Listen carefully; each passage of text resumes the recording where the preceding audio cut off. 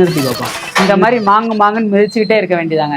Actually customer complaint என்னன்னு பார்த்தீங்கன்னா, ரொம்ப நேரம் அடி வாங்கிட்டே இருக்கு, மிதிச்சுக்கிட்டே இருக்க வேண்டியது இருக்கு, அதுக்கப்புறம் தான் ஸ்டார்ட் ஆகுதுன்ற கம்ப்ளைண்ட். ஆக்சுவலி இந்த ரெண்டு வண்டியுமே பார்த்தீங்கன்னா தெரியும், பிரச்சனைகளுக்குரிய வண்டி. திடீர்னு நிற்கும், ரொம்ப நேரம் அடி வாங்கி ஸ்டார்ட் ஆகும், 4 தடவை செல்ஃபை போட்டால் பேட்டரியை உட்காந்துரும். ஸோ இந்த மாதிரியான வண்டியில் நம்ம என்ன செக் பண்ணுறோம், அடி வாங்கிட்டே இருக்கே அப்படின்றத நம்ம ஒரு ப்ரொசீஜராக செக் பண்ணலாங்க. இந்த வண்டியில் இப்போ உங்களுக்கு பார்த்தீங்கன்னா தெரியும், நம்ம பம்போட ப்ரெஷரை செக் பண்ணுறோம், எத்தனை 40க்கு மேலே வருது. பட் இந்த வண்டியோட ப்ரெஷர் என்னன்றதை நம்ம டெக்னிக்கலாக பார்த்து கண்டுபிடிச்சோம்னா தான் இது ஈஸியாக கண்டுபிடிக்க முடியும். இல்லாட்டினா நம்ம பாட்டுக்கு இப்படி மிதிச்சுக்கிட்டே இருக்க வேண்டியதாங்க. ஆக்சுவலி இந்த வண்டியில் வந்து ப்ரெஷரை வந்து இப்போ பார்ப்பீங்க எவ்வளோ வந்திருக்குன்றது. இந்த வண்டியோட ப்ரெஷரும் இப்போ உங்களுக்கு பார்த்துருப்பீங்க 40. பட் இந்த வண்டியில் இப்போ ப்ரெஷர் பார்க்குறீங்க வெறும் நமக்கு வந்து 20 30 கூட தொடலை.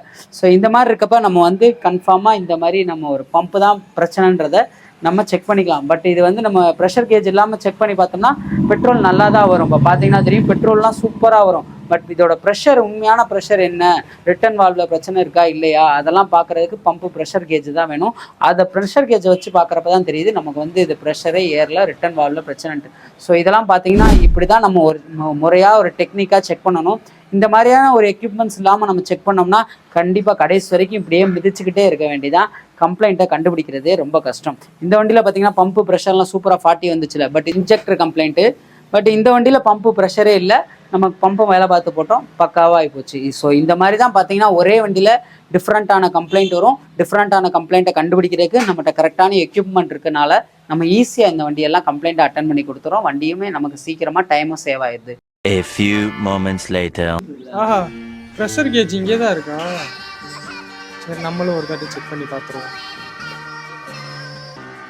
நான் இதில் ப்ரெஷர் செக் பண்ண போறேனே.